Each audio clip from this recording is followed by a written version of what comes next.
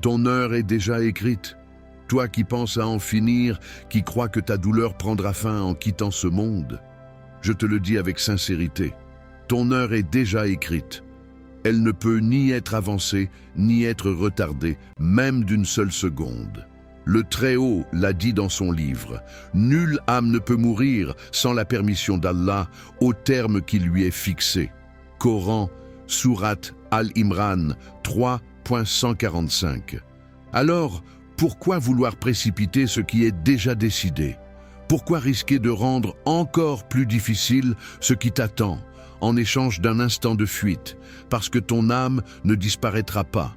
Elle sera jugée pour avoir brisé une vie qui ne t'appartenait pas entièrement. Ta vie est un dépôt. Elle ne t'a pas été donnée pour que tu en fasses ce que tu veux, mais pour que tu la préserves, même dans l'épreuve.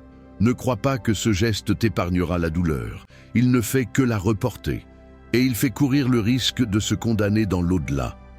Car celui qui ôte sa propre vie s'expose à une punition que nul ici-bas ne peut imaginer. Et il devra répondre de son geste devant celui qui savait déjà quand viendrait ta fin.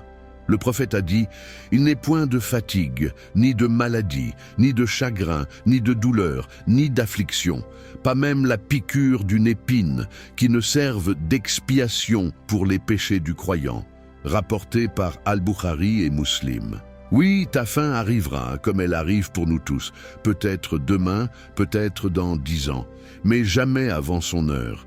Et si tu avais tenu, si tu avais résisté, tu aurais quitté ce monde la tête haute, avec la dignité de celui qui a enduré, et tu serais un exemple pour ceux qui viendront après toi.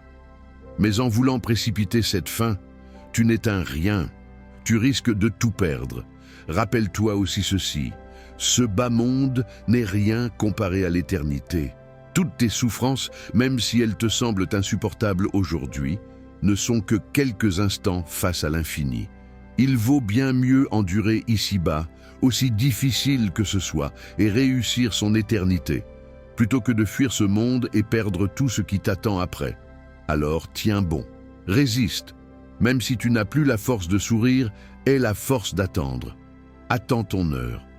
C'est un ordre du ciel et une promesse de justice. Et quand enfin elle viendra comme il est écrit, ni plus tôt ni plus tard.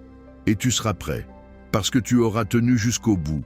Ne fais pas ce geste, ne deviens pas ton propre bourreau, parce que ta vie a un prix que toi seul ne vois pas toujours.